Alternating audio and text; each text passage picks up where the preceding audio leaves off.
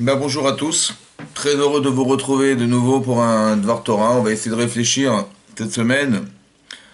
Le thème en fait c'est celui de la paracha de Vaishlach, c'est la rencontre entre Yaakov et Esav. Cette fameuse rencontre en fait qui va déterminer l'histoire du monde en fait. On va essayer de voir pourquoi et comment. Cette histoire en fait c'est celle de Yaakov qui après être passé 14 ans à la Yeshiva, donc il a étudié pendant 14 années de sa vie à la Yeshiva de Shem et de Ever, qui étaient les petits-enfants de Noach. Ensuite, il est parti chez Lavan. Il est parti chez Lavan pour pour épouser en fait Rachel. Et donc il va devoir rester pendant 20 ans chez Lavan. Il a passé 20 ans de sa vie chez Lavan. Donc il a passé 14 ans à la Yeshiva, 20 ans chez Lavan. Et ensuite, donc il a quitté Lavan. Il s'est donc accordé avec son beau-père, alors que Lavan voulait carrément détruire, exterminer sa famille, à la suite du fait que Yaakov soit parti, sans le prévenir. Et donc, il avait une haine profonde contre Yaakov. Et qu'est-ce qui va se passer? Donc, ils rétablissent la paix entre eux. Et à la suite de ça, la Torah nous dit que il a passé donc 2 années supplémentaires sur le chemin jusqu'à ce qu'il va retourner voir ses parents. Il retourne retrouver ses parents. Il va retrouver donc sa mère qui est Rivka, et son père qui est Yitzhak. Et donc il arrive à cet endroit. Donc il arrive à cet endroit et la Torah nous dit, j'ai oublié le texte, Vaishlach Yaakov malachim lefanav. Yaakov il a envoyé des anges. Vous voyez vraiment des anges devant lui. El Esav arrive, vers Esav arrive.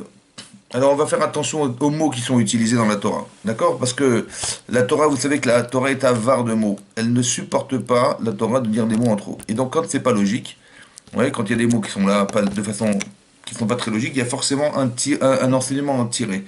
Alors on va essayer de marquer le point sur le fait que il est marqué Esav arrive, Esav son frère. Je vais vous traduire en français, Esav son frère. Alors c'est vrai que c'est redondant parce que Esav, c'est son frère, ou alors son frère c'est Esav, mais on n'avait pas besoin de le mentionner. En tout cas il a envoyé des anges pour savoir où est-ce qu'était Esav son frère. Artsa Seir d'Edom, dans le pays de Seir, le champ de Edom. Vaïtsavotam les morts, il aura ordonné en leur disant Kotomeru nasi, vous direz la donnée les Esav, vous direz à mon maître, à mon seigneur. Regardez comment Jacob il parle à son frère, il le traite de seigneur, d'accord, de son maître, son seigneur.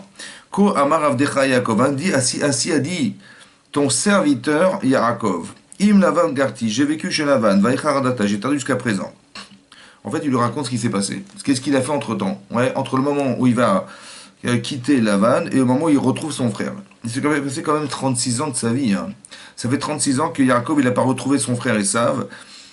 Et là, il appréhende a priori la nouvelle. Il appréhende cette rencontre. Parce que bon, il sait bien qu'il est parti en mauvais terme avec son frère, puisqu'il il lui a pris sa Vechora, son droit d'aînesse, en lui achetant son droit d'aînesse. Ensuite, il lui a carrément pris par supercherie comment vous dire, sa baracha, sa bénédiction. Et là, il va se passer un problème, c'est que il sait pertinemment qu'il a une haine profonde, très profonde contre son frère, et donc il voulait carrément l'assassiner, le tuer, et il a dû se sauver. D'accord? Donc il ne sait pas maintenant est-ce qu'il va retrouver son frère ou il va se retrouver Lavan. Mais non, qu'est-ce que la Torah a besoin de nous raconter des histoires de famille? Ici, bon, Yaakov, il a son frère qui lui a dit, ok, bon, ça va. On n'a pas besoin de nous raconter ça dans la Torah. Quel intérêt de raconter ça dans la Torah? Alors, l'intérêt de le raconter dans la Torah, c'est de comprendre que Esav, c'est pas un homme simple. Et Yaakov n'est pas un homme simple. En fait, Esav correspond à la nation occidentale et Yaakov, il correspond au peuple juif. D'accord? Nous sommes des enfants issus de Yaakov Avinu, des béné Israël, des enfants d'Israël. Et la Torah nous dit clairement ici que Yaakov, il a eu peur. D'accord? Il a eu peur de rencontrer son frère ou Esav. Mais au fond, ça veut dire quelque chose de profond. Ça veut dire que si Yaakov Avinu, il correspond à la complexité de tout ce que représente toute Israël à lui tout seul, ça veut dire que dans lui-même, il y a quelque chose qui est de l'ordre de la problématique qu'il va devoir gérer les peuples, les nations, etc. Les nations, les peuples. Et tout ça, il le porte en lui. Et notamment le peuple d'Esav. Voilà, le peuple d'Esav. Et donc, c'est important de comprendre ici quelle était la problématique de Yaakov Avinu. Il ne sait pas. Et je vais retrouver mon frère ou je vais retrouver Esav. Esav ou mon frère, je ne sais pas. Donc, il a peur. En fait, il a peur de quoi? Je ne sais pas. Esav, c'est le persécuteur. Je ne sais pas si je vais retrouver le persécuteur, celui qui veut me tuer, ou je vais retrouver Achiv, mon frère. Ouais, mon frère, Achiv, son frère, la fraternité. Vous avez compris? Je ne sais pas. Est-ce qu'il m'a pardonné ou il m'a pas pardonné? J'en sais rien. Donc il doute. Et à la suite de ça, hein, il va envoyer des anges pour, en vérité, vérifier ses doutes, solutionner ses doutes. Et donc, qu'est-ce qui va se passer? Ouais, quand je dis ses doutes, c'est pas qu'on est au mois d'août, hein. D'accord? D'accord, ses doutes, parce que c'est qu'au mois d'août qu'on a des doutes. Mais en fait, ici, il va solutionner ses doutes. Quel doute il a? Alors, il a les doutes qu'il a, hein, c'est qu'il ne sait pas s'il va retrouver son frère ou ça. Maintenant, vous avez vu comment il parle? Il dit, ouais, il dit, je sais pas. Est-ce que je vais trouver Esav ou mon frère? Et donc, qu'est-ce qu'il fait? Bah, il se plie à son frère. Il dit, mon maître, je suis ton esclave, ton serviteur. Vous avez déjà le discours. C'est intéressant de voir qu'on est dans la flatterie ici. Ouais. Ça veut dire qu'on est en train de soudoyer quelqu'un qui, en fait, me haït. Alors, pourquoi il fait tout ce cinéma, Yaakov Avinu? Pourquoi avoir besoin de flatter monsieur? Parce que, en fait, quand on veut soudoyer quelqu'un, en fait, parce qu'on sait qu'en face de soi, on a quelqu'un qui n'est pas raisonnable. D'accord? Donc, comment vous allez raisonner? En fait, ce qui se passe, c'est que quelqu'un qui a été humilié, quelqu'un qui a été désabusé, quelqu'un qui pense fondamentalement, alors qu'il se ment lui-même, puisque on sait pertinemment que Esav, il a vendu son droit d'aînesse. Donc il n'est pas l'aîné puisqu'il l'a vendu. Mais quelque part, il y croit vraiment, il y tenait vraiment. Et c'est tellement, tellement, tellement fort le fait qu'il y tienne à cette bracha, bien qu'elle est incohérente pour nous, parce que comment tu peux prétendre recevoir la bracha d'Akadosh Baruch Hu alors que tu n'es pas en adéquation avec Hachem? Ça paraît incohérent, mais c'est comme ça, c'est sa logique. Malheureusement, qu'est-ce que je fais avec? Ben, je m'adapte à la logique de l'autre. Donc, qu'est-ce que je vais faire en vérité de Yaakov? Ben, je vais lui faire croire que c'est lui qui a gagné. Vous comprenez ce que je veux dire? C'est lui le maître, moi je ne suis que le second. Pourquoi il joue ce jeu? Parce que le problème de Yaakov et de Esav, c'est un peu le problème de Yitzhak et de Abraham, et de Yitzhak et de Ishmaël.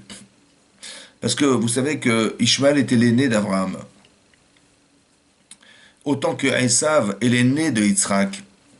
Et à chaque fois, qu'est-ce qui s'est passé? On a toujours donné le droit à celui qui n'était pas l'aîné. Et ça le rend fou. Parce que Sarah, elle va dire à Abraham, je ne veux pas que Ishmaël hérite de toi. Je veux que ce soit Yitzhak. Et là, hein, ça va le déranger, Abraham. Dit la Torah dans la paracha de Lech Lecha. Ça va le déranger. Et qu'est-ce qui va, dans la paracha de Vaïra, ça va le déranger. Et qu'est-ce qui va faire que ça va changer? Parce qu'Hachem, il dit, écoute la voix de ta femme. C'est vrai que c'est Yitzhak qui va être ta descendance et pas Ishmaël. Mais en fait le problème, c'est que physiquement, c'est Ishmaël l'aîné. Autant que physiquement, celui qui est né le premier, c'est Esav. Et donc il y a un problème conflictuel de rapport avec celui qui est le second. C'est pour ça que Ishmaël, il voulait tuer Yitzhak. Il voulait assassiner pour être le seul héritier. C'est-à-dire que le problème, il est toujours le même, en fait. C'est qui le numéro un? C'est un peu le combat qu'avait aussi Caïn avec son frère Ével. Bah, Caïn est né numéro un, et son frère Ével est né numéro 2. D'accord? Et tout à coup, on se rend compte que Rachid nous dit là-bas que bizarrement, Evel, il naît avec deux sœurs, donc deux femmes, et Caïn, il naît qu'avec une seule femme. Et c'est bizarre parce que normalement, l'aîné, il a toujours deux parts, et l'autre, il en a qu'une. Hachem, donc Caïn et Evel vont apporter un sacrifice, mais Hachem, il va agréer le sacrifice de Evel et pas de Caïn. Et ça le rend fou. D'accord? Il s'est mis en colère. Parce qu'on ne reconnaît pas qu'il est numéro un. Et on ne reconnaît pas le numéro un. Et le problème de la personne qui ne se fait pas accepter numéro un, quand elle a ce respect d'elle-même, autant elle attend qu'on la respecte en tant que numéro un, le fait qu'on ne respecte pas la personne, le fait on abuse d'elle, ou bien le fait qu'on ait trompé cette personne, que le second a fait que le premier, en fait, n'est pas reconnu comme le premier, le fait de ne pas être reconnu comme le premier, de ne pas être reconnu dans son honneur, dans sa fierté d'être, dans son amour propre, ça frustre à mort. Vous comprenez? C'est-à-dire que quand quelqu'un vous touchez à son kavod, ça veut dire vous touchez au respect qu'on devrait avoir de lui, eh ben ça rend fou les gens. C'est comme ça. Pourquoi c'est comme ça? Ouais, comment ça se fait que quelque part, comme c'est marqué dans la Gemara, que quelqu'un qui fait honte à son prochain, ouais, c'est comme si il avait tué. Ouais, un malbim penechavor barbim. Malbim en français, ça veut dire qu'il a fait blanchir le visage de son. Ça fait que le sang ne circulait plus dans son visage. C'est un crime. Ouais, c'est comme un crime. C'est considéré comme un crime. Mais bon, c'est pas un crime, on ne veut pas le condamner à mort, mais quelque part c'est grave, c'est très grave. Malbim pene chavero barabim. Il a fait blanchir le visage de son prochain en public. D'accord? Pourquoi c'est très grave et pourquoi ça entraîne de la haine et un désir d'assassiner celui qui a voulu, entre guillemets, l'assassiner? Parce que si un jour vous vous promenez vous vous promenez à la campagne, ouais, et que vous avez là-bas une vache qui est en train de brouter. Bon, elle broute. Bah, bah, bah, bah, bah, bah.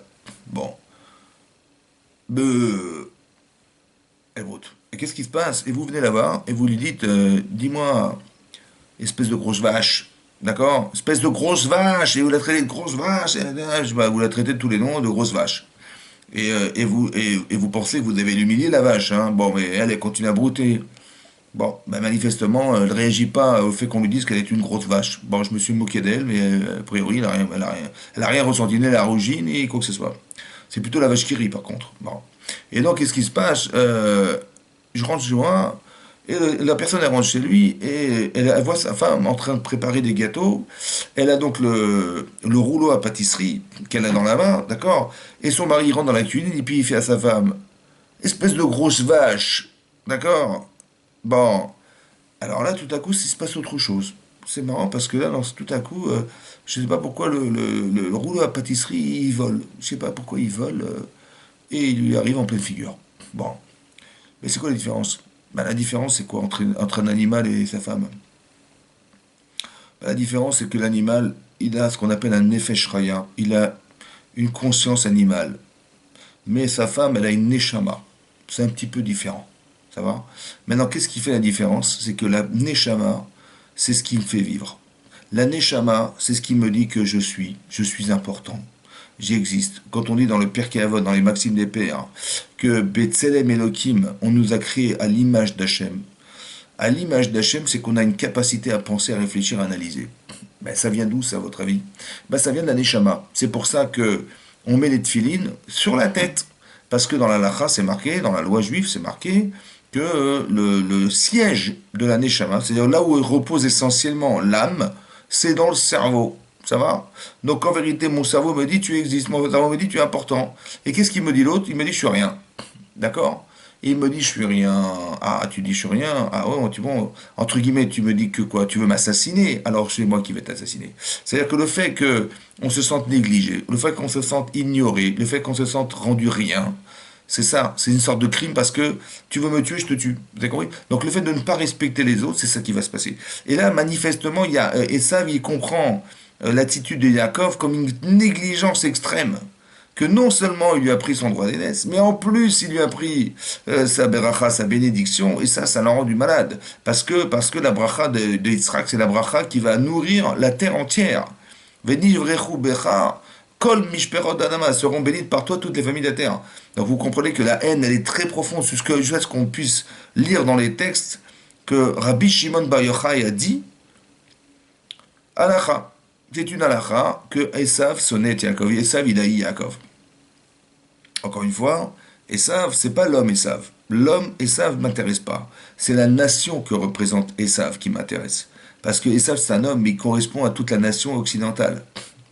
Et là, on voit qu'il y a une profonde haine de Esav contre Yaakov. Qu'est-ce qu'essaye de faire en fait Yaakov Avinu? Il essaie d'amadouer cette haine, d'essayer on va dire de devenir en tant que frère et pas qu'ennemi, vous comprenez? Voilà, je suis l'ennemi de mon frère. Non, je voudrais être mon frère. Je voudrais être son frère, pardon. Ouais. Et donc, qu'est-ce qu'il fait? Il dit, bah, si en vérité tu as été humilié, bah, c'est toi le maître, c'est moi le serviteur. Vous comprenez ce qui se passe? Comme si qu'il avait besoin d'entendre celui qui avait été humilié, que tu m'humilies, je t'humilie. Mais si tu pouvais t'humilier tout seul, ça m'intéresserait. Vous comprenez? Donc c'est pour ça que Yaakov, il a cette démarche.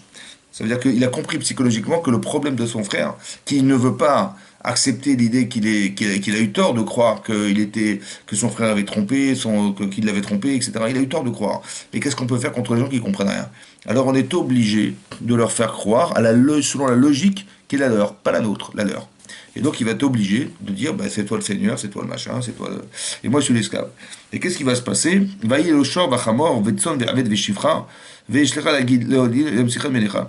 Il dit il va lui envoyer des cadeaux. Mais c'est quoi ces cadeaux? Il lui envoie quoi? Il lui envoie un short, un taureau, des ânes, du menu bétail, des êtres humains, des domestiques masculins, féminins. Il lui fait un cadeau. Et il lui dit, tu vois, tout ce que j'ai comme richesse, bah, c'est pas ce que mon père m'a promis. Tu vois bien que la bracha, la bénédiction de mon père qui m'a dit, tu auras des terres grasses. Il n'y a rien de terre là-dedans. Ça va, je t'amène des animaux, je t'amène des domestiques pour dire que tu vas bien que la bracha. Tu n'as pas de raison de me haïr parce qu'elle n'a pas fonctionné, entre guillemets, chez moi, la bracha. Cette fameuse bénédiction que tu penses que je t'ai prise, en fait, elle n'a pas fonctionné chez moi. Donc ça sert à rien de me haïr. Voilà ce qu'il est en train de lui dire. Et donc il essaie d'arranger les choses. D'accord? Yeshua à Malachim, et donc les anges reviennent et ils lui disent, les morts, Banu el Achicha, on est venu de chez ton frère. Et les savent. Vegam olech likratecha, et aussi il arrive vers toi, Ve'arba me'ot ishimo, avec 400 hommes. Donc, Réakov, il a réfléchi, il a vu son frère arriver avec 400 hommes, il a dit, mais c'est pas ma bar mitzvah, c'est pas mon anniversaire, c'est pas mon mariage, je vois pas pourquoi il invitait autant de monde à mon mariage, c'est pas mon mariage. Donc il voulait, peut-être qu'il a cru qu'il voulait me faire ma fête, peut-être, je sais pas, mais j'ai pas de fête à fêter, moi. Vous comprenez? En fait, Esav, il veut lui faire sa fête, et Yaakov, il a pas compris en quoi j'ai pas d'anniversaire, je comprends pas ce qu'il veut. Alors ce qui est bizarre, ouais, ce qui est bizarre, en fait, c'est que quand on lit le texte, c'est marqué, il a eu peur de retrouver Esav, son frère. Et en fait, c'est bien ce que tu croyais de ton frère, en fait, c'est pas lui qui arrive, c'est Esav qui arrive. C'est ça qui est marqué. Alors, on va réfléchir ensemble. Qu'est-ce que ça veut dire? Qu'est-ce qu'on apprend de là? Il y a un Midrash Rabbah qui dit ici une chose étonnante. Le Midrash Rabbah, il rapporte ici, il dit à quoi ça ressemble cette histoire? C'est comme quelqu'un qui est sur le chemin, d'accord? Et il voit au milieu du chemin un chien qui barre la route, mais un chien qui a l'air un chien méchant. Mais c'est un chien qui dort. Donc ce chien dort, il est au milieu de la route, pardon, et il dit je passe pas, il hésite, d'accord? C'est à ça que ressemble Yaakov lorsqu'il arrive il hésite à rentrer dans la ville de Haran. Il sait pas si dans la ville où se trouvent ses parents parce qu'il sait pas s'il va retrouver Esav ou son frère. Il sait pas. Et donc il est là. Et donc à quoi Chachamim compare cette histoire? Un chien qui dort au milieu de la route, et donc il a peur que ça soit un chien dangereux. Alors qu'est-ce qu'il fait? Il dit bah, écoute, je vais lui tirer l'oreille. D'accord? Et en lui tirant l'oreille, peut-être que je saurai s'il est dangereux. S'il est dangereux, bah, je me sauve. Et s'il n'est pas dangereux, je passe ma route. D'accord? Et Chachamim d'expliquer que Yaakov, il a eu tort de douter. Il a eu tort de douter, c'est-à-dire qu'il a eu tort de croire qu'il avait peut-être trouvé son frère. Mais ça m'énerve. Après, il a fait des cadeaux. On verra dans la paracha qu'il va faire. Il envoie des cadeaux. Ouais. Ensuite, il va faire que si malgré tout ça marche pas, alors je vais être obligé de faire la guerre. Mais c'est quoi faire la guerre? Il dit bah voilà, j'ai ma famille, j'ai une famille, et je vais comment vous dire, je vais la couper en deux, voilà, et que on va faire deux camps. Que si un est attaqué par Esav, ben l'autre se sauvera. Voilà, c'est comme ça qu'il fait la guerre, Yaakov. Il fait pas la guerre en fait, il fait tout pour se sauver en fait. Il fait tout pour sauver ce qu'il a. Mais qu'est-ce qu'il fait? Ben il dit au pire je sauve la moitié. Voilà ce qu'il a fait. Et le reste ben, existera et puis il pourra se reconstruire ailleurs. Voilà ce qu'il a pensé faire. Et la troisième chose qu'il a pensé, c'était de prier Hachem. Il a dit, je t'en prie, à Tselinina Yanachib Yadesav, sauve-moi de la main de mon frère, à la main d'Esav, mon persécuteur, ouais, qui risque de malheureusement de mettre la main sur les enfants et sur mes femmes et de faire des massacres. Et ça, je t'en prie, sauve-moi de là. D'accord? Voilà ce qu'il a fait. Et les Chachamim ont l'air d'exprimer ça comme étant un reproche. C'est-à-dire qu'ils l'ont dit, mais qu'est-ce que tu as été faire de réveiller un chien? D'accord? Tu aurais dû passer ta route sans rien faire. Comme ça qu'il lui reproche. Le Raphaël Shmolevitz, qui était le Rosh Yeshiva de Mir, il pose la question suivante. Il dit, mais comment ils ont pu comparer Esav, qui arrive avec 400 hommes, à un chien qui dort? Le chien, il dort pas. Hein. On lui a annoncé qu'ils arrivaient, là, les chiens. Le chien qui dort, il dort pas du tout. D'accord? Là, il est en train d'arriver. Donc, comment Chachamim ont pu comparer un Esav qui arrive fortement armé, puisqu'il avait 400 hommes, à un chien qui dort? Il explique, en fait, le Rav, il explique là-bas, hein, que le chien qui dort, c'est la chose suivante. C'est très intéressant que vous compreniez ça. Que les événements qu'on pense subir, parce que ça arrive, tant qu'ils ne sont pas présents, c'est comme un chien qui dort. D'accord? Tant que ça n'est pas présent. Ça veut dire que si tu peux encore faire quelque chose, c'est-à-dire que tu vas faire tes chouvas, on va essayer d'expliquer ce que ça veut dire, mais vous allez comprendre que les choses ne sont pas réellement présentes tant qu'elles ne nous touchent pas. Et là, on lui dit, mais c'est dommage, tu aurais dû même pas tenir compte de ce que tu avais au départ. Mais qu'est-ce qu'il avait comme problème, Yaakov Avinou? Ben, il avait des doutes. Il dit en vérité, mais les doutes, ça éveille quelque chose.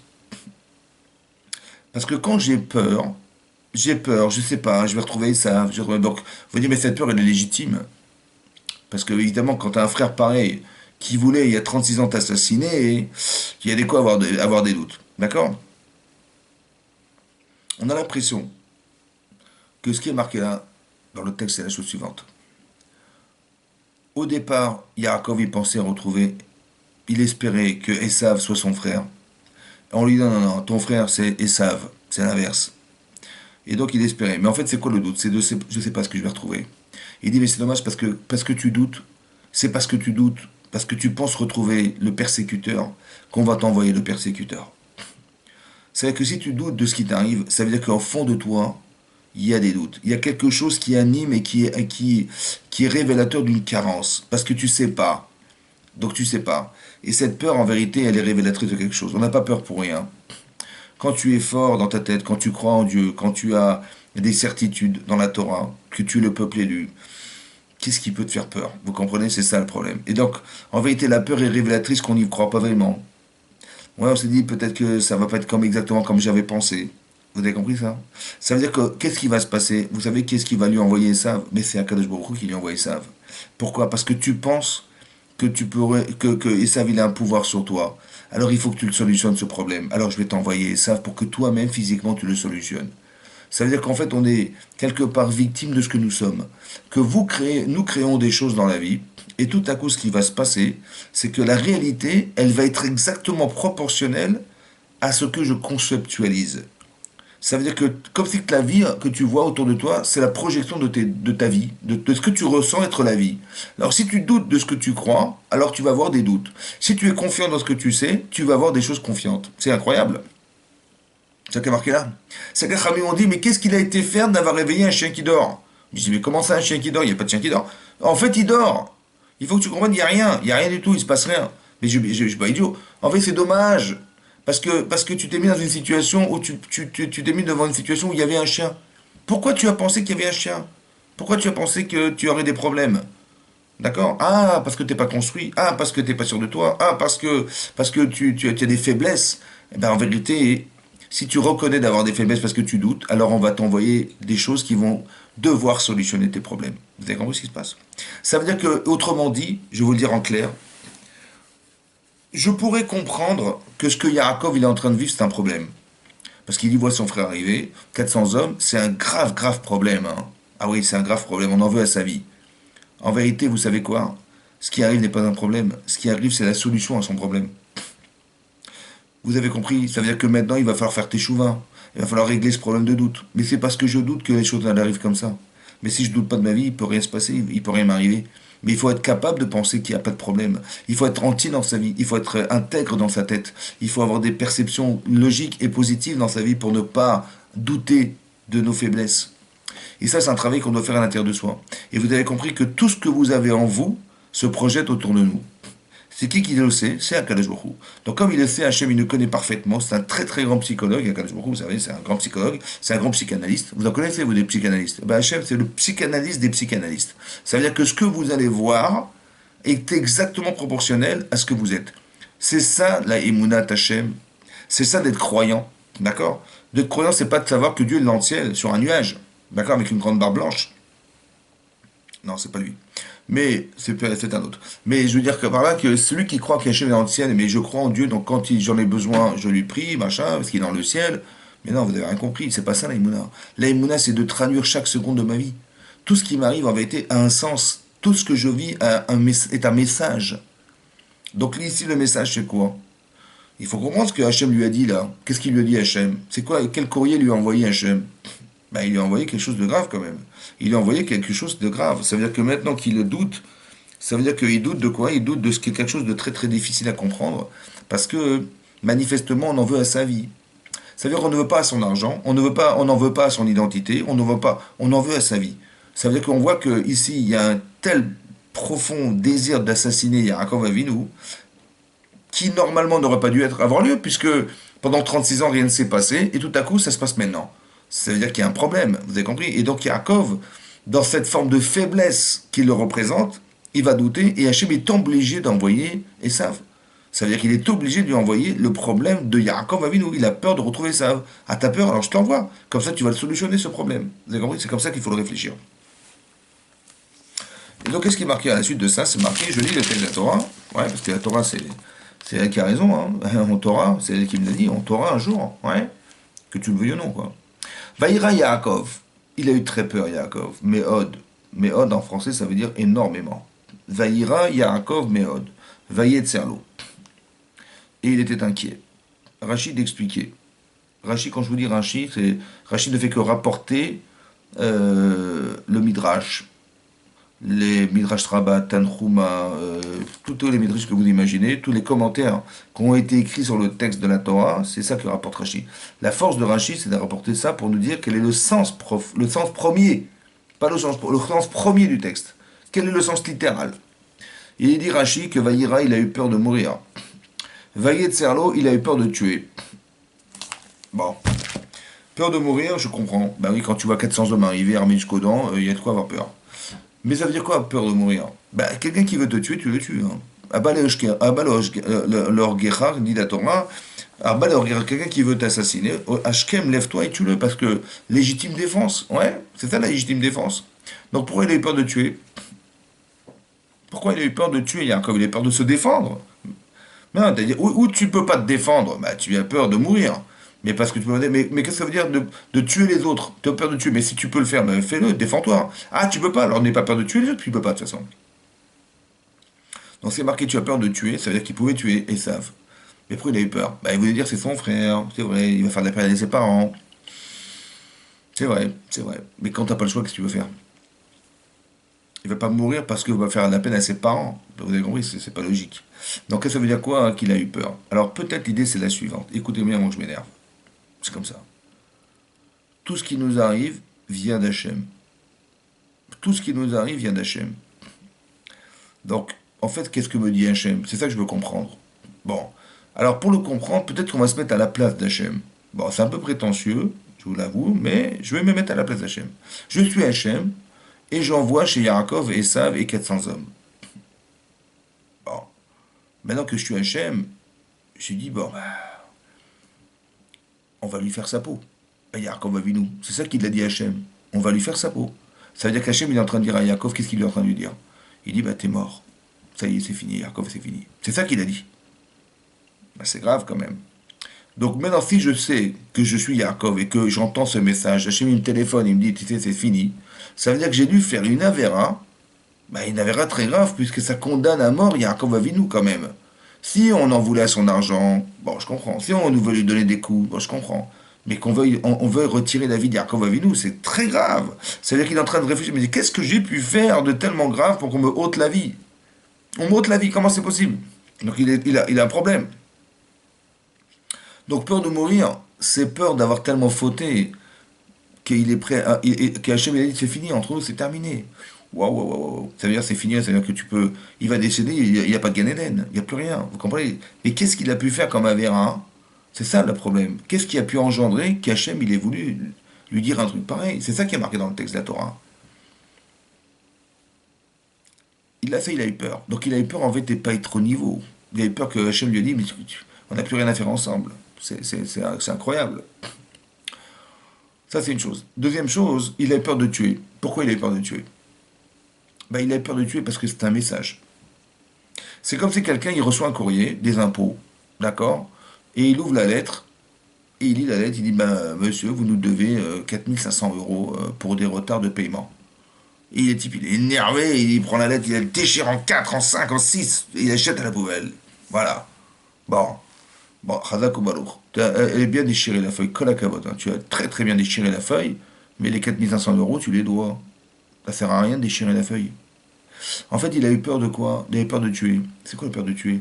Il a eu peur de croire que Esav, c'est une réalité. Non. En vérité, Esav, c'est un courrier. Hachem, il t'envoie un courrier pour te dire que ça va pas. Alors tu dis, mais c'est pas grave, je vais déchirer le courrier, je vais tuer Esav. Mais j'ai compris, mais si tu déchires une lettre, ça sert à rien, mon chéri. D'accord? Aujourd'hui, c'est Esav, demain, c'est un autre. Vous avez compris ou pas? T'as compris ou pas? Ça veut dire que ça sert à rien de croire qu'en éliminant l'autre, t'as résolu tes problèmes. T'as que déchiré une lettre. Mais il faut que tu les payes tes impôts, ça sert à rien. D'accord? Ça va revenir. Ou dis, bah j'ai tué ça, voilà, je me suis débarré de lui. Mon ennemi, je l'ai mort. Mais j'ai compris, mais c'est Hachem qui te l'a envoyé. Aujourd'hui c'est ça, demain c'est autre chose. Vous avez compris? Ça veut dire qu'il faut réfléchir et se dire, ça sert à rien de se battre contre ce qui nous fait du mal. Si seulement tu pouvais comprendre que la force que le mal il a contre toi, c'est toi qui lui donnes en hésitant dans ta vie, en n'étant pas clair. Mais on est Eved Hachem, ça veut dire quoi? On a été choisi par Hachem. Bon, vous êtes né juif, qu'est-ce qu'on peut y faire? D'accord? Mais vous êtes né juif, vous n'avez pas choisi, hein, c'est pas vous qui avez choisi, bah, vous n'avez pas choisi vos parents, vous n'avez pas choisi vos frères et sœurs, vous n'avez pas choisi cette identité juive, vous ne l'avez pas choisi. Et vous êtes tombé dedans comme ça. Voilà. Maintenant, en vérité, vous avez eu de la chance parce qu'on est le peuple qu'Hachem, il a voulu, il a choisi pour nous donner la Torah. Il y avait tous les peuples du monde. Il a choisi le clan Israël, le peuple juif. Il donne de la Torah, on a une proximité avec lui exceptionnelle. C'est dommage de s'en passer quand même, ça fait de la peine de s'en passer. Donc maintenant qu'on est comme ça, alors on doit réfléchir que tout ce qui nous arrive, il est pensé par Hachem. On dit Avinu Malkenu, notre Père et notre Roi. En vérité, notre Père, c'est parce qu'on a une telle proximité avec Hachem, il devrait être notre Père en fait. Et vous savez quoi? Quand vous réfléchissez à ce qu'est votre Père, vous vous dites, mais on a une telle, je veux dire, j'ai une telle reconnaissance vis-à-vis de mes parents, j'ai une telle envie de retrouver ce côté paternel en moi, parce que je vais un jour être père. Alors Hachem, c'est a fortiori qu'il est notre père. Vous comprenez? Parce que la reconnaissance, on l'a a fortiori.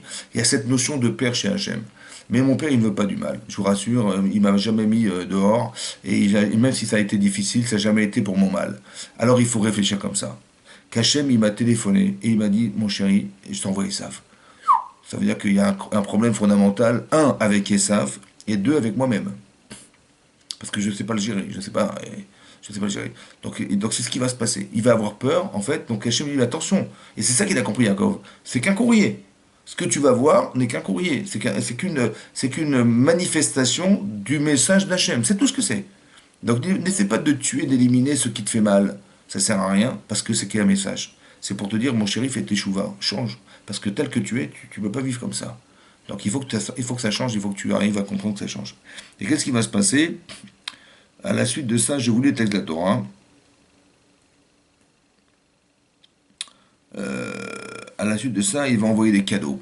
D'accord? Et donc il va envoyer des cadeaux, il va prier, donc comme je vous l'ai dit, il va prier. Qu'est-ce qui s'est passé après? Dans le texte, c'est marqué comme ça. Je vous lis le texte. Vayakom. Ouais, il s'est levé. Balaïda, la nuit. Donc Esav arrive. Et pendant la nuit, qu'est-ce que fait Yaakov? Eh bien, il se lève. Vaikar eshte nashav. Il a pris ses deux femmes. Ve'etshte shifrotav. Et ses deux servantes. Ve'etechad asar yeladav. Et ses 11 enfants. Ve'yahavor et ma'avar yabok. Il a traversé le fleuve du Yabok. Vaikachem ve'yavirem. Il les a pris et il les a fait traverser. Et anachal des fleuves. Ve'yahavor et asherlo. Ve'yahaver, pardon, et asherlo. Et il a fait passer tout ce qu'il avait. Bon, on sait que Yaakov Avinu était très très riche, il avait un bétail énorme, il avait beaucoup de biens. Et donc il a fait passer tout ça de l'autre côté de la rive. Ensuite, Yaakov, la Rashi nous explique que Yaakov, il s'est rendu compte qu'il lui manquait une petite fiole d'huile. Bon, pas grand-chose, hein. Et manifestement, hein, il veut la retrouver. Donc il repasse seul de l'autre côté de la rive. Et là, c'est marqué, Vaïvater Yaakov Levado. Yaakov s'est retrouvé seul. Veillez avec, il a lutté. Ish Aimo, un homme avec lui. Adalot Ashara. Bon, a priori, il a rencontré un voyou. D'accord? Il a rencontré un brigand. Et là, il est en train de se bagarrer contre ce brigand. C'est comme ça que c'est a priori le texte de la Torah. Ok. Vayar Kilo Yacholo. Il a vu cet homme Kilo Yacholo, qu'il ne pouvait rien contre lui. Vaïgar Bekafirecho. Et donc là, il a frappé, ouais, le creux de sa hanche. Vatekar kaf yirech Yaakov. Et là, la hanche de Yaakov, elle a reçu un coup, donc elle a été luxée. D'accord? Et Be'afko et moi en luttant avec lui. Donc qu'est-ce qu'il a pu faire cet homme qui s'est battu contre Yaakov? Il a simplement pu faire, puisqu'il pouvait rien contre lui, il était très très fort, Yaakov Avinu. Il a donné un coup dans la jambe, il a fait boiter, en fait. Voilà ce qui est marqué dans le texte. Ok. Vayemer Shelachani. Cet homme lui dit, Shelachani, renvoie-moi. Qui a un shachar. Le jour se lève. Donc il s'est battu toute la nuit, quoi. Mais ouais, un vrai match de boxe. C'est bizarre, quoi. Il dit, ben, bon, maintenant je dois partir, je dois partir, tu me laisses partir, c'est le matin, je dois partir. Parce qu'il doit au travail, c'est normal, il doit au travail. D'accord. Il dit, le jour se lève, le jour se lève, donc je dois partir au travail. Alors il s'est battu pendant toute la nuit, quand même. Bon, c'est pas évident, hein, de retrouver le travail après un combat pareil. Bon. Vaïmer, lo ishanechacha. Et il lui répond, Yaakov, non, non, non, non, je te lâcherai pas. Ki im berartani, que lorsque tu m'auras béni. Ils viennent se battre avec lui toute la nuit. D'accord. L'autre, il lui dit, bon, écoute, j'ai rien pu faire contre toi, mais je t'ai fait une béquille, hein. Je t'ai donné un coup de pied dans la hanche, là, clac, un beau petit coup dans la jambe. Et là, Yaakov, il boite, et là, il lui dit, mais laisse-moi partir. C'est le matin qui se lève. C'est vrai qu'on voit qui se lève. Il dit, laisse-moi partir. C'est le mois de qui se lève. C'est moi, c'est le moment de partir. Il fait jour. Il lui dit, non, je te lâcherai pas tant que tu me béniras pas. J'ai pas compris, mais il est venu te casser la figure, d'accord? Et tu lui dis, non, non, il faut que tu me fasses une bénédiction. Mais c'est pas lui qui va te bénir, mon chéri. D'accord? C'est pas celui qui est en train de se battre contre toi qui va te bénir quand même. Qu'est-ce qui est marqué dans le texte? Vaïmer Elav, il lui a dit, cet homme, Mashemcha, quel est ton nom? Vaïmer Yaakov. Il a dit, bah, je m'appelle Yaakov. Ok. Vaïmer, il lui a dit, cet homme, Lo Yaakov Yamer Otshimcha. Dorénavant, tu t'appelleras plus Yaakov. Kim Israël. Tu t'appelleras Israël. Pourquoi? Kisarita im Elokim. Parce que tu as lutté avec Hachem. Tout à coup, il devient religieux, ce monsieur-là. Ve'im Anashim. Et avec des hommes, Vatochal, et tu as vaincu. Vaishal Yaakov. Et sur ce, va lui demander Yaakov. Vayomer Agidana Shemecha. Dis-moi ton nom. Vayomer, il lui a répondu. Lama Zetisha Lishmi. Pourquoi tu me demandes mon nom? Vaïvarech Otosham, il l'a béni là-bas. Voilà ce qui est marqué. Vous avez compris? Vous avez compris? Qu'au final, on a rien compris. C'est-à-dire il s'est retrouvé seul, après avoir traversé la rive. Pourquoi? Il s'est mis en danger pour des petites bêtises de fiole d'huile. Incroyable, quoi. Comme ça, dit Rachid. Ben, c'est quoi une fiole d'huile? C'est rien. Tu te mets en danger, t'as des milliards de l'autre côté de la rive. D'accord? T'as beaucoup, beaucoup d'argent, t'as des malim, des chamorim, des shvachot, des... Incroyable. Et donc, pour un petit peu de perte de fiole, tu te mets en danger. Comment il s'est mis en danger pour si peu? Et tout à coup, il rencontre un homme là-bas, il était seul, il rencontre un homme, et il se bat. Il se bagarre toute la nuit. Et le matin, il lui dit, écoute, c'est le moment que je dois partir. Et là, il dit, non, non, mais je te lâcherai pas tant que tu me le diras pas. Et il lui dit, mais comment tu t'appelles? Il dit, bah, je m'appelle Yaakov. Il dit, bah, tu t'appelleras plus Yaakov, hein. Tu t'appelleras dorénavant Israël, parce que tu as lutté contre Dieu et contre les hommes. Et tu as vaincu. Après, il dit, toi, comment tu t'appelles? Il dit, moi, j'ai pas de nom. Ne m'appelle pas, j'ai pas de nom. On n'a rien compris. Alors, Rachid nous explique ici comme ça. Il a lutté contre un homme. Rachid dit, en fait, Rachamim d'expliquer, les sages de la Torah expliquent, il ne s'agit pas d'un homme, il s'agit du Sar d'Esav, le prince de Esav. Et pour introduire, en fait, il faut que vous sachiez que dans chaque nation, il y a des princes. D'accord? Dans le ciel, il y a un prince, ça veut dire qu'il y a quelqu'un, qui est un ange, en fait, qui domine et qui influe sur la nation auquel il a fonction. Bah, la France, il y a un ange qui est là, qui gère la France. Il y a un ange qui gère les États-Unis. Il y a un ange qui... Voilà. Maintenant, l'ange d'Esav, Chachamim d'expliquer, c'est le Satan lui-même. Comme ça dit le Rav Dessler, c'est le Yetzara. C'est une créature destructrice. C'est ça, le mal, ce qu'on appelle le mal, par excellence. Ça, c'est Esav. C'est ça. Donc l'ange d'Esav, c'est le Malach Hamavet, c'est l'ange de la mort, c'est c'est le Yetzerara, le mauvais penchant. C'est le Satan, le condamneur, celui qui va nous condamner, celui qui nous condamne. C'est lui, c'est cet ange. Et nous, c'est qui notre ange alors? Ben, notre ange, c'est Akadosh Baruch Hu. D'accord? Qu'est-ce qui se passe? Il va se battre contre un homme, en fait, qui a une apparence humaine, a priori, mais qui n'est pas un homme. C'est le Sar d'Esav. Mais non, ce qui est étonnant, c'est que la Torah l'appelle un homme.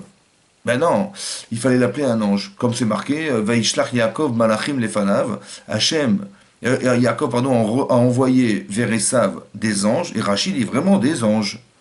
Donc quand il s'agit d'anges dans la Torah, bon, on les cite, ce sont des anges. Pourquoi tout à coup on nous parle d'un ange et on nous dit que c'est pas un ange, c'est un homme? Il faudrait savoir. Quand tu dis les anges, je sais pas, moi, quand Agar, on s'est adressé à elle, quand elle était mourante dans le désert, il y a un ange qui est venu lui dire ne t'inquiète pas, voilà. Donc quand il s'agit d'anges, on les cite dans la Torah. Quand Yaakov, Avram, il a reçu des anges, c'est marqué des anges. Ils avaient une apparence humaine, c'était des anges. On dit des anges, mais pas des hommes. D'accord? Et là, c'est pareil, comment ça se fait qu'ici il y a marqué Ish? Il s'est battu contre un homme pour nous dire que c'était un ange. Mais non, bizarre. Deuxièmement, Ish. Cet homme, il s'appelle comment? Ben Ish. C'est pas Bella Ish. Hein. Non, c'est Ish. Ish, veut dire c'est quoi Ish? Ben c'est un homme. Ne croyez pas que tous les Bella Ish sont les anges que. Non, non, non. Non. Mais ici c'est marqué Ish, un homme. Il n'est pas défini. Pourquoi il n'a pas de nom? Pourquoi on ne dit pas qui c'est? Il n'est pas défini cet homme. Il s'est battu contre un homme en fait. C'est qui cet homme? Ben, cet ange, c'est l'ange des Saves. Et c'est quoi? C'est quoi l'ange des Saves? Ben, c'est le Yetzirah. Entre nous. Il est où le Yetzirah? Ben, le Yetzirah, le mauvais penchant, il n'est pas plus loin que dans votre cœur. D'accord?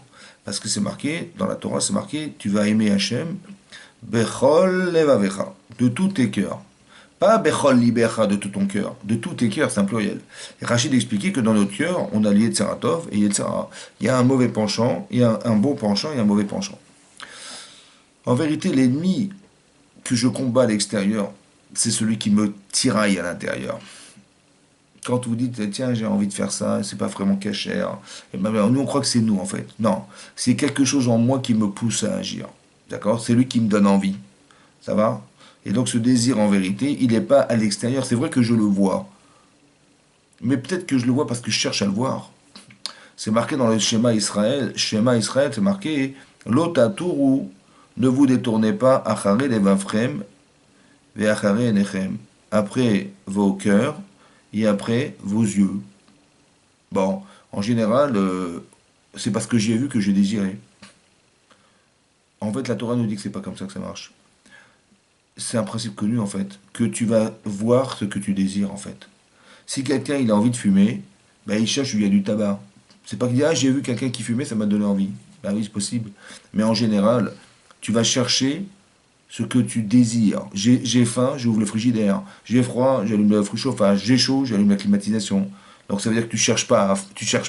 C'est parce que tu l'as vu que tu l'as désiré. Non, c'est parce que tu l'as désiré que tu cherches. Tu cherches à voir ce que tu désires. Donc le vrai problème, il n'est pas dehors, il est dedans. Donc si tu doutes de ta vie, ouais, et que bizarrement tu trouves tes doutes à l'extérieur de toi, c'est qu'en vérité ils étaient déjà nés à l'intérieur de toi. Donc qu'est-ce que tu vas faire? Eh ben tu vas essayer de te battre contre toi. Ça va? Tu vas te battre contre toutes tes défaillances, tous tes problèmes, toutes tes peurs, toute ta décadence. Voilà, tu vas te battre contre ça. Parce que finalement, ce que tu fais dans ta vie, c'est ce que tu es. Si tu es intelligent, ben on va le voir. Tu vas faire des choses intelligentes. Si tu es bête, on va le voir. Et si t'es timide, on va le voir. Si tu es frileux, on va le voir. Si tu as peur, on va le voir. Ça va se voir. Tu vas même te l'entendre dire. Donc ça sert à rien de dire oui, oui, oui, mais je vais me cacher, hein, je vais faire croire, ou je vais je sais pas quoi. Ben oui, en attendant, t'as pas le choix, ben il n'y a pas de problème, tu vas faire croire. Mais quelque part, c'est repousser le problème à demain, ce que tu devrais solutionner tout de suite. Alors soigne-toi, arrange-toi. D'accord? Le premier là, la bataille que Yaakov il va faire avec cet homme, en fait, cet homme il n'est pas défini, c'est lui en fait. Ça c'est une chose à comprendre. En fait, il s'est battu contre lui-même. Alors ce qui est bizarre, c'est qu'après qu'il soit battu, il a demandé, il dit je te lâcherai pas tant que tu ne béniras pas. Hein. Ça veut dire quoi qu'il va le bénir? Ben, à qui il parle? Ben, il parle à lui-même. Il parle à à ce penchant-là, qui lui fait dire que cette bracha, hein, il ne sait pas s'il va l'accepter ou pas. Regardez ce qui est marqué dans Rachid. Rachid dit là-bas comme ça. Berartani. Je ne te lâcherai pas tant que tu ne me béniras pas. Dis Odali à la brachot chez Berachani Avi. Il a dit à cet ange, reconnais les brachot que mon père m'a béni. Chez Esav, Meharer Alehem, et que Esav y revendique. Esav, il veut ses brachot. D'accord? Alors je te demande à toi de reconnaître que ces brachot me reviennent. Si j'explique que Yaakov, en fait, il est en train de se dire à soi-même, à sa partie négative, à sa partie qui est fragile en lui, il lui dit, non, non, mais il faut que tu reconnaisses hein, que la bracha me revient. C'est comme si, autrement dit, il est en train de se dire, en fait, j'y croyais pas. En fait, je n'avais pas envie de ces brachot. En fait, je pense pas que je suis dans la capacité à pouvoir la supporter, cette bracha. Et donc, qu'est-ce qui se passe? Hachem lui dit, écoute, si tu la supportes pas, alors je vais t'envoyer Esav. Vous avez compris? Mais pourquoi il envoie Esav et pas quelqu'un d'autre? Parce qu'il faut savoir que Yaakov Avinu, il est le frère d'Esav. Il faut savoir que Yaakov Avinu, il a récupéré le droit d'aîné d'Esav. Il faut savoir que Yaakov Avinu, il a récupéré la bracha d'Esav. Il faut savoir que Yaakov Avinu, il a épousé la femme d'Esav. Parce que la femme d'Esav, c'était Léa. Seulement comme Yaakov, il a constaté que son frère Esav, il ne respectait pas son droit d'aînesse. Il ne respectait pas ce qu'il était fondamentalement. Parce que, parce que le fait qu'il ne soit pas dans la Torah, le fait qu'il n'accepte pas les mitzvot, vaïbez et la Bechora, il a dénigré la Bechora, le droit d'aînesse. Alors Yaakov, il dit, mais ça ne peut pas durer comme ça. Ça veut dire qu'en fait, on a besoin de toi, on a besoin de cet aîné. Alors je te rachète ton droit d'aînesse. Je te rachète ton droit d'aînesse et je récupère en fait ton rôle, le rôle qui était celui d'Esav. En récupérant en fait, si vous voulez, en récupérant la Bechora, le droit d'aînesse d'Esav, en récupérant la bracha d'Esav, il reprend en fait le rôle d'Esav. Et ça peut expliquer beaucoup de choses. D'abord, ça peut expliquer pourquoi il a épousé Léa. Parce que Léa, elle n'était pas censée épouser Yaakov, elle est censée épouser Esav. Et lui, il ne voulait pas du tout épouser Léa, parce que quand il a vu son beau-père Lavan, il a dit, mais moi je veux pas Léa, moi je veux Rachel, ta fille est la cadette, je veux pas de Léa, moi. En fait, il s'est rendu compte qu'il a été obligé d'épouser Léa. Pourquoi?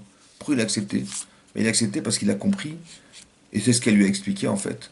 Elle lui a expliqué que en récupérant la bracha de ton père, bah, tu as récupéré la femme qui correspondait à Esav. C'était moi en fait. C'est pour ça que Hachem il a fait en sorte que tu m'épouses.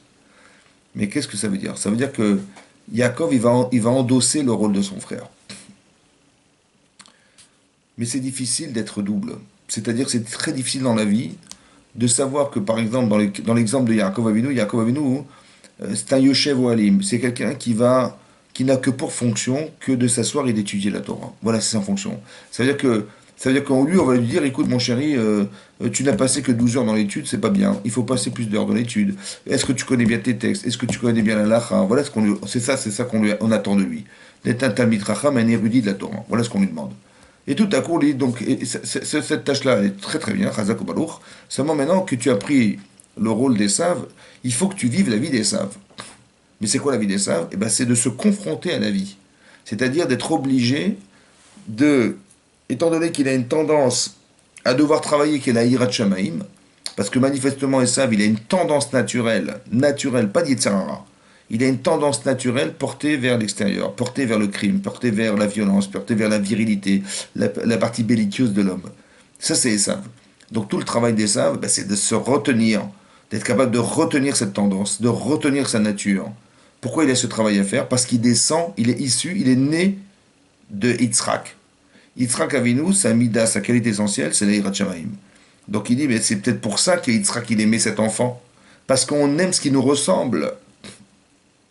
Et donc, comme Yitzhak, il a vu dans cet enfant un problème d'Hirat Shamaim, parce qu'il a une tendance naturelle à vouloir faire des avérotes, il dit, bah, si j'arrive pas à l'éduquer dans le bon sens, je vais au moins lui donner la bracha, la bénédiction, que vont se fructifier ses biens, et j'espère, dit Yitzhak Avinu, qu'il a un jour, au moins un jour, une reconnaissance de la bracha que je lui donne, et non seulement il me respectera, mais il respectera celui qui lui a procuré cette bracha, c'est Hachem. Je ne suis qu'un intermédiaire. Et donc, par la reconnaissance du bien, j'espère qu'il va avoir une capacité à défendre Hachem au détriment de ses intérêts personnels. C'est ça qu'il espérait Yitzhak. Ça n'a pas fonctionné. Parce que en vérité, il n'était pas en adéquation avec cette sensibilité-là. Donc qu'est-ce que fait Yaakov? Il était obligé de récupérer la Bechora, le droit d'aînesse. Il était aussi obligé de récupérer euh, la bracha de son frère. Seulement, il a une double vie, Yaakov Avinu, c'est dur. C'est ça, peut-être que c'est ça le sens du déguisement. Il s'est déguisé devant son père, il s'est fait prendre pour quelqu'un d'autre. Mais est-ce que dans la vie, on n'est pas aussi dans cette formule de déguisement? Je m'explique. On est en perpétuel développement personnel. C'est-à-dire que bah, vous étiez à l'école, bah, ça n'a pas été simple de quitter ses parents pour rentrer à l'école. Bon, bah, je me suis déguisé, je suis plus l'enfant de mes parents, je suis devenu l'élève de mon professeur. Mais je me déguise en fait parce que je ne suis pas l'élève. Mon professeur, c'est mon professeur, je suis pas son fils. Mais bon, d'un côté, je suis un enfant et d'un côté, je suis un élève. On porte les deux rôles. Bon, après on va passer à l'école, après on va devenir adulte, on va faire par mitzvah, et encore on se joue un rôle. Parce que papa il m'a dit il faut faire les mitzvot. Mais moi Attends, qu'est-ce que j'ai à voir dans cette histoire, moi? D'accord? Tu débarques, tu dis ouais, dorénavant tu es bar mitzvah, tu es le fils de la mitzvah. C'est quoi le fils de la mitzvah? Ben, tu es concerné par les mitzvot. Ce que ne sait pas l'enfant, c'est qu'il est bar mitzvah. C'est quoi bar mitzvah? Bar en hébreu, ça veut dire, en araméen, ça veut dire le fils. Il n'est pas le fils de la mitzvah.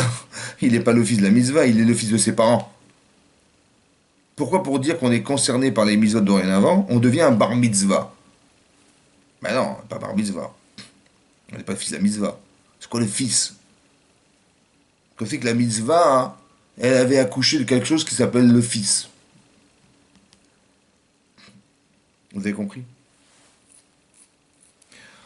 Yaakov, il a lutté contre Hachem. C'est quoi contre Hachem? Contre les Yitzhara qu'Hachem a créé. Et contre les hommes, Rachid dit qu'il a lutté contre Lavan et contre Esav.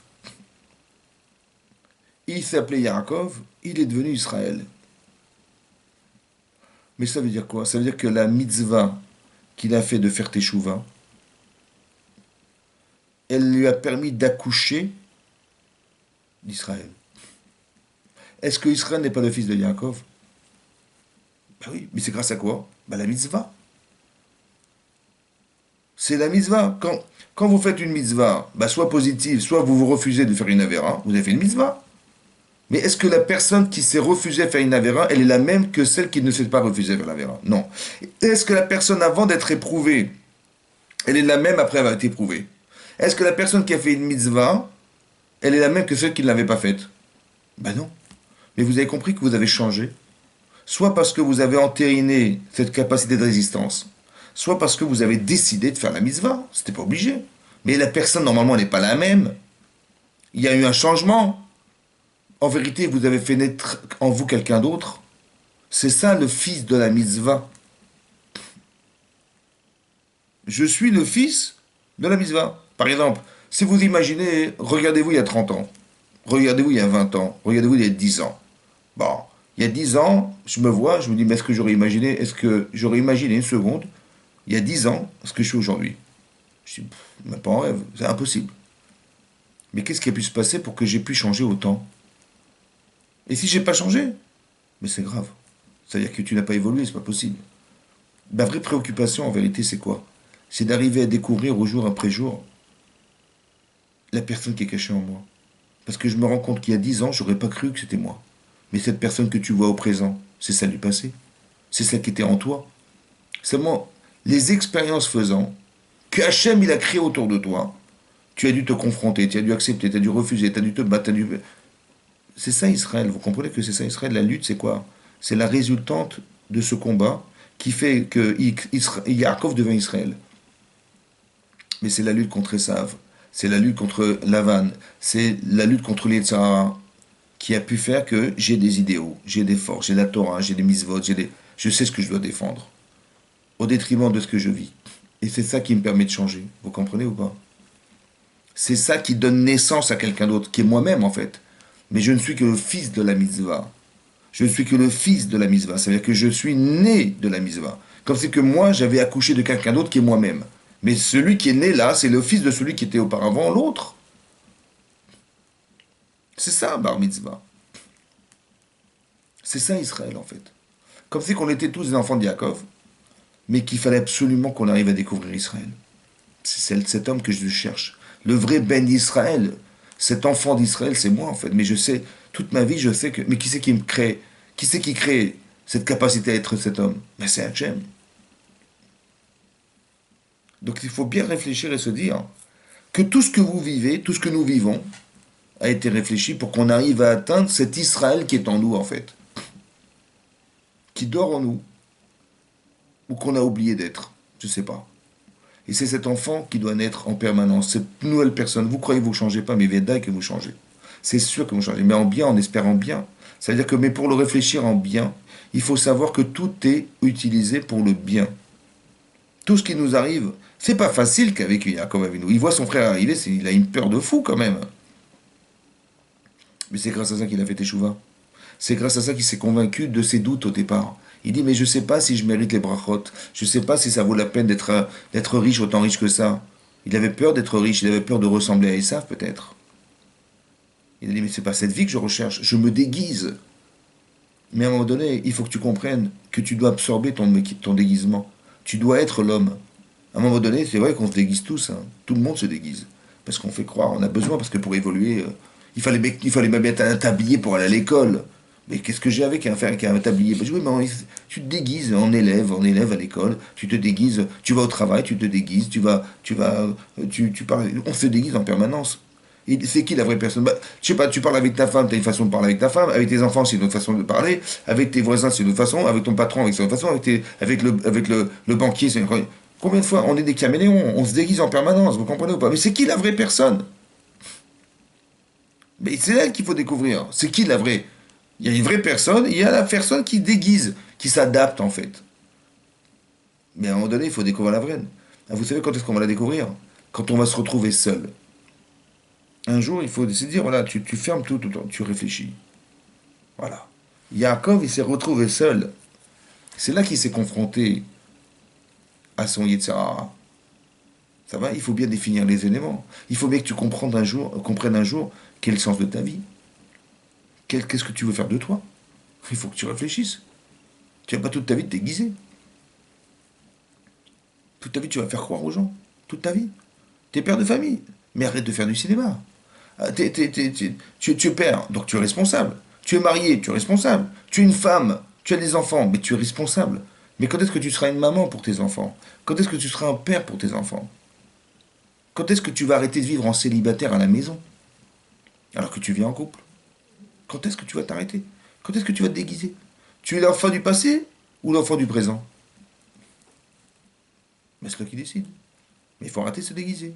Tu dis non, non, non, moi je suis le célibataire et je me déguise en mari. Je suis le célibataire mais je me déguise en maman, en femme mariée. Il faut arrêter de se déguiser. On arrête de se déguiser. Ça veut dire qu'on doit être sincère, on doit être franc, on doit être entier. Mais ça, il faut se définir. Et quelqu'un qui se définit, il n'a pas de problème. Il n'a pas de doute dans la vie. Parce qu'il sait exactement qui il est, il sait exactement ses forces, ses faiblesses, il connaît tout. Donc il n'a pas de raison d'avoir peur.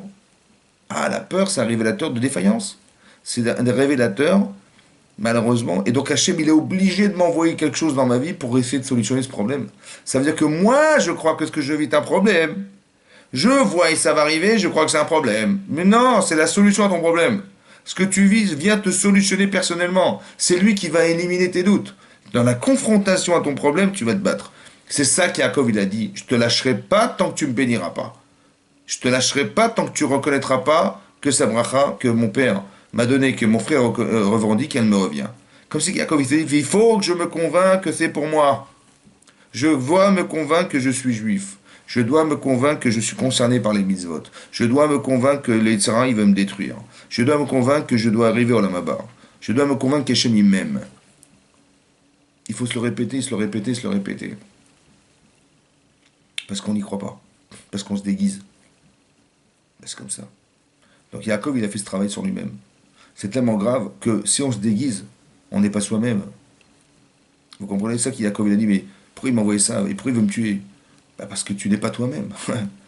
Tu comprends ça? C'est ça qu'Hachem lui a envoyé. Il dit, mais il faut que tu réussisses à devenir cet homme. Alors va-y, bats-toi contre toi-même. Élimine tout ce qui te fait écran. Et là, tu auras la bracha. Il n'y a rien qui peut t'empêcher. Comme si on n'était pas sincère avec soi-même, avec Hachem. Vous comprenez? Quand ça va, on est content, et quand ça va pas, on n'est pas content. Mais bon, quand ça va pas, on fait appel à Hachem, hein, vous comprenez? Mais pourquoi tu fais appel à moi, hein? Ouais, tu fais appel à moi quand ça va pas. Et quand ça va, tu m'appelles pas, tu me téléphones pas. Vous avez compris? On fait du cinéma, c'est du cinéma. Il faut de la sincérité, il faut de la profonde sincérité. Il faut être vrai, en fait. C'est pour ça qu'on dit des dix vrais Torah. Dix vrais, vas-y, dis-moi. Dix vrais Torah. Il faut dire vrai, c'est vrai. Et si on dit pas vrai, bah, on est faux. Mais c'est important que vous entendiez ça. Comment ça se réfléchit dans le cadre ici? Parce que il faut bien comprendre que de toute façon, on doit évoluer. Et que de toute façon, pour évoluer, il faut se remettre en cause. Quelqu'un qui ne se remet pas en cause dans sa vie professionnelle, comment voudriez-vous qu'il évolue? Ça va? Si le type, il vend des produits qui ne sont pas adaptés à la mode, il vend des produits qui ne sont pas adaptés à son époque, ça ne marchera pas. Si je suis vendeur de prêt-à-porter et je vends des robes de l'époque de Marie-Antoinette, je sais pas, je dis, mais c'est ce qui se vendait à l'époque, c'est ça qu'on doit vendre. Je dis, mon vieux, il faut évoluer, aujourd'hui c'est fini. Si je vends des carrosses avec des chevaux, je dis, bon, bah, ça va plaire à une partie de la population, mais est-ce que c'est adapté à ton époque? Non. Alors adapte-toi, remets-toi en cause. Regarde ce qui se passe autour de toi. Regarde ce que tu dois vivre, ce qui est nécessaire que tu vives. Sois adapté aux choses. Et ça fait partie de l'évolution. Ah, donc ça veut dire dans le business, il faut se réadapter à la situation. Mais dans la vie profonde, non. Dans la vie, dans ta vie de couple, dans ta vie avec tes enfants, dans ta vie dans le travail, dans ta vie, dans ton honnêteté avec toi-même, ça, il ne faut pas s'adapter, ça. Mais vadaï, c'est sûr qu'il faut s'adapter. Ça veut dire que je dois faire attention à ça. La remise en cause, elle est là. Ce que vous faites, c'est ce que vous êtes. Ce que tu penses, c'est ce que tu vas faire. Alors pense bien et tu vas faire bien. C'est logique, c'est normal. C'est ça qu'on attend de nous. C'est ça qui est marqué ici. Yaakov, il s'est convaincu. Regardez comme c'est important. Yaakov, il entend dire des anges là. Donc le message qu'on lui renvoie, qu'il ressent, c'est que Esav, il va le tuer. Il n'est pas venu seul, il est venu lui faire sa fête. Ils étaient 400 hommes. Bon, Yaakov, il fait teshuva. En fait, il se réconcilie avec lui-même. Il dit, je te lâcherai pas, je me convainc que ma bracha, elle me revient. Vous savez ce que ça veut dire, ça? Ça veut dire que ce que Esav, il revendique chez toi, c'est ce que tu ne reconnais pas. C'est-à-dire que si tu ne reconnais pas que tu es juif, tu verras qu'il y aura de l'antisémitisme. Bah évidemment. Parce que l'antisémitisme, c'est quoi? C'est que je ne suis pas clair avec moi-même. J'ai une tendance à croire que j'aurais été mieux si j'étais pas juif. Alors je m'assimile. Mais quand tu t'assimiles bizarrement, celui que tu adules, à qui tu ressembles, à qui tu veux ressembler, c'est lui qui va te traiter de sale juif. Ah, je comprends plus rien là. Et pourquoi tu me traites ça? Parce que tu es riche, parce que tu es intelligent, parce que je sais pas quoi. Genre les juifs, c'est les plus riches, quoi. Mais depuis quand on est les plus riches? Il n'y a pas des anti-américains, des anti-chinois, ça n'existe pas. Pourquoi? Ils sont largement plus riches que nous. D'accord? Donc pourquoi c'est comme ça? Ah bah c'est pas logique. Ah, quand c'est pas logique, ça veut dire quoi? C'est pas humain. C'est pas logique. C'est pas humain. Donc c'est quoi? Bah c'est divin. Ça veut dire quoi? Ça veut dire simplement comme ça. Tu as deux choix dans ta vie. Soit tu fais le choix d'Hachem, soit tu fais les choix des hommes. Quand tu vas voir que tu vas faire les choix des hommes, et tu vas donner tout ton dévolu à cet homme, tu vas voir que cet homme, il va te trahir. Et cet homme, il va t'envoyer là où tu aurais jamais voulu être. Regardez ce qu'a fait Paro, il nous a rendus esclaves. Ce qu'a fait Hitler, il nous a foutus dans les camps de concentration. Tous les gens qu'on a adulés, ils nous ont foutus dans la gadoue. En vérité, pourquoi c'est comme ça? Pour dire maintenant, comme si ça nous obligeait à faire le choix de ce qu'on avait refusé au départ. C'est dommage, t'es juif. Pourquoi tu te refuses d'être dans la Torah? Pourquoi tu refuses de vivre ton monde futur? Pourquoi tu refuses d'être entier avec toi-même? Pourquoi tu te déguises en fait? Vous avez compris ce qui se passe? C'est ça qui se passe. Donc Yaakov, il est obligé d'accepter d'être cet homme. Il est obligé de lui dire, écoute, j'ai compris, cette bracha en fait, je ne l'ai pas acceptée. Alors Hachem, il dit, bon, il faut que tu l'acceptes, sinon, si tu n'acceptes pas d'être une partie de toi Esav, le vrai Esav, pas le faux Esav, tu as pris sur toi d'être Esav et tu n'es pas Esav.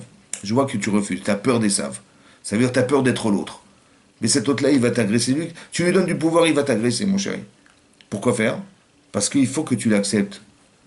Il faut que tu acceptes d'être à la fois dans ce monde et le monde futur. C'est comme ça. Esav, il représente ce monde. Et Yaakov, il représente le monde futur, il représente la spiritualité du monde. Il faut les deux. Comme ça que j'ai vu dans un Sefer, le Rav Moshe Shapira, il explique que Yaakov, c'est un Yud et mot Aikev. Yud, Aikev. Yud, là-bas Rachid amène que Yud, c'est la pensée, et c'est la Neshama, c'est la spiritualité, le Yud. Et Aikev, c'est le talon. C'est-à-dire le talon, la partie la plus basse qui est en l'homme. La plus petite, la plus basse qui est en l'homme. Il faut accepter que quoi? Que j'ai la Mahashava, j'ai la pensée. Et j'ai aussi le corps. Il faut les deux. Il faut que tu aies les deux. Tu as une Neshama et tu as un gouffre. Ton corps, il ne peut pas se passer de ta Neshama. Parce que comment tu veux qu'il arrive à se mouvoir? Et ta Neshama, elle ne peut pas se passer de ton corps parce que comment tu veux qu'elle se réalise? On ne peut pas dissocier les deux. Il fallait que tu comprennes que Esav Yaakov, c'est ça Israël. Fais les deux.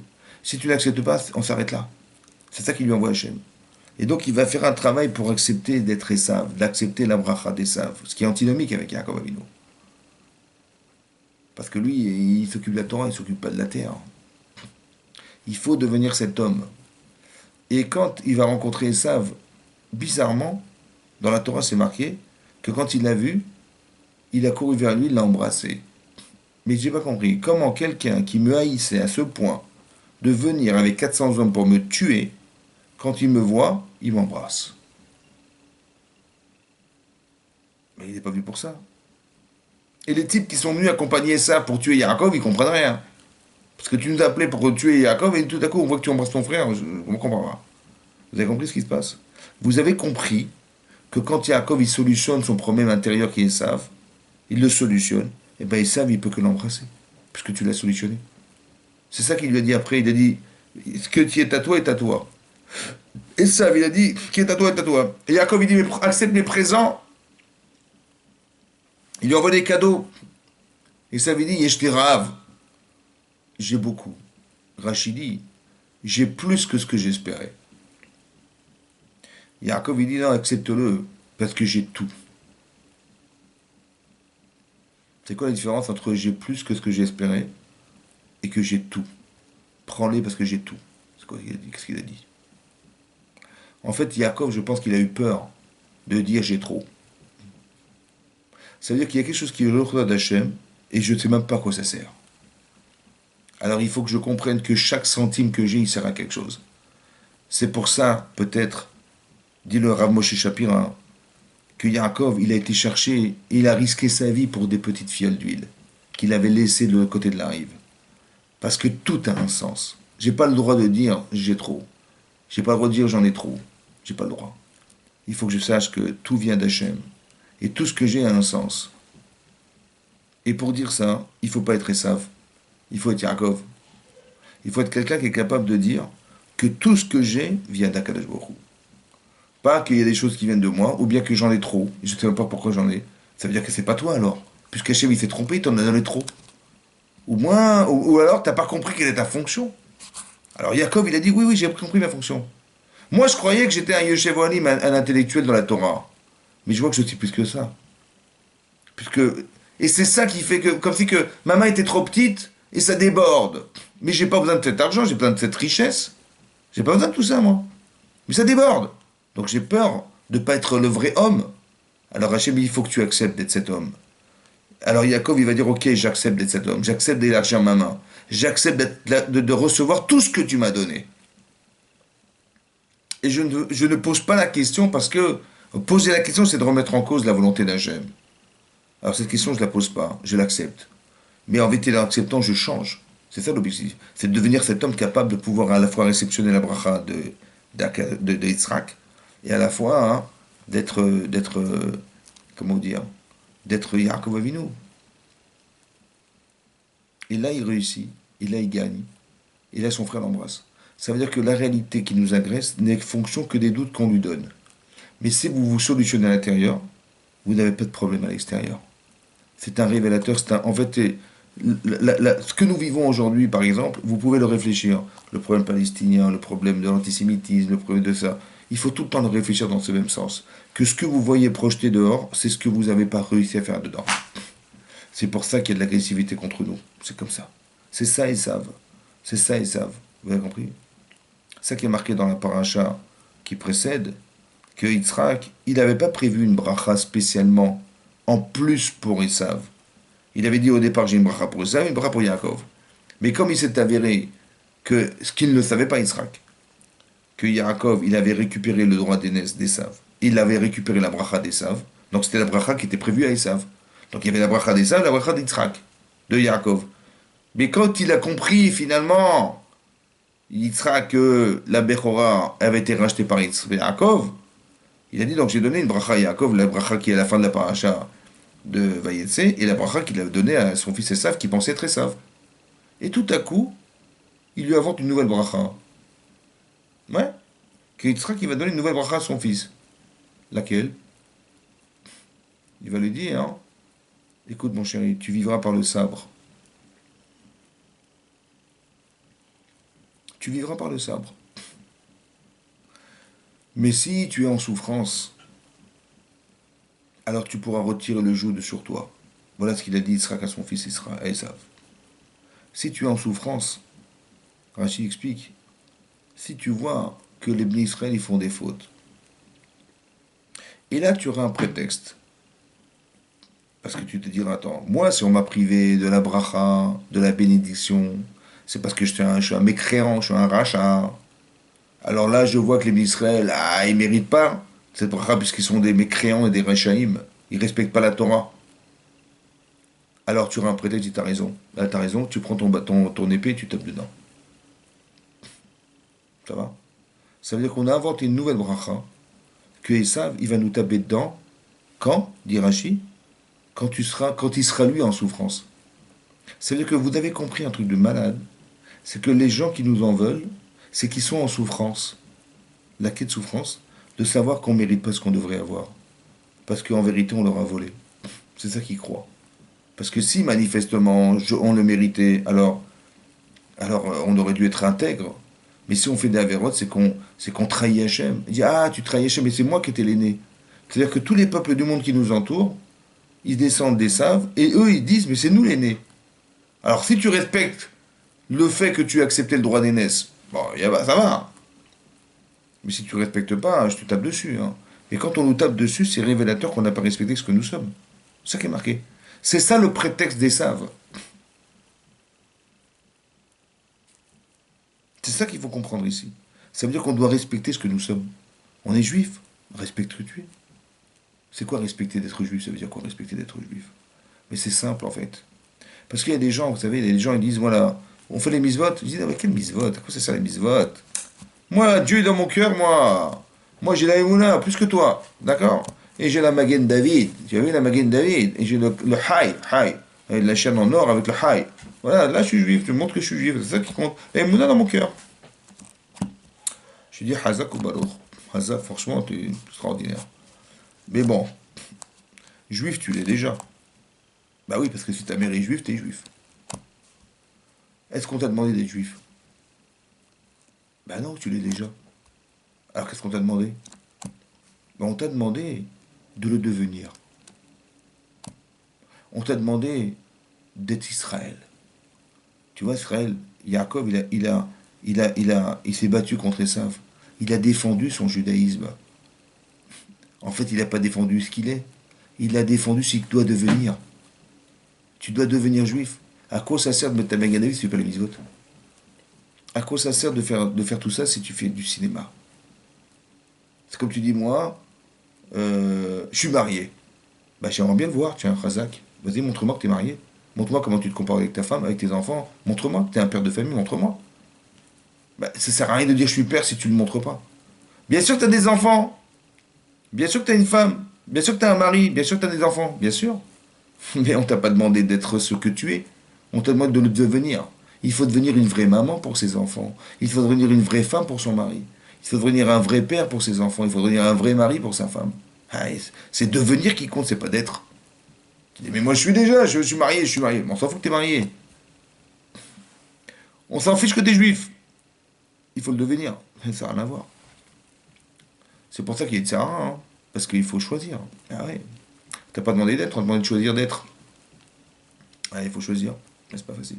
Il faut apprendre la Torah, hein. Il faut respecter les mises, il faut respecter Hachem, il faut avoir des valeurs, il faut être intègre, il y a un boulot. Et tant que tu n'as pas commencé à travailler, bah, il faut commencer, mon chéri. D'accord? Voilà. Et tu verras que le salaire, il est éternel. Ouais, c'est pas des milliards, c'est beaucoup plus que des milliards, hein. Voilà. Bien attaché, voilà, qu'on réussisse à avoir une avodat Hashem cohérente et qu'on comprenne tout ça. C'est un cours à méditer et à revoir, Bien Hashem.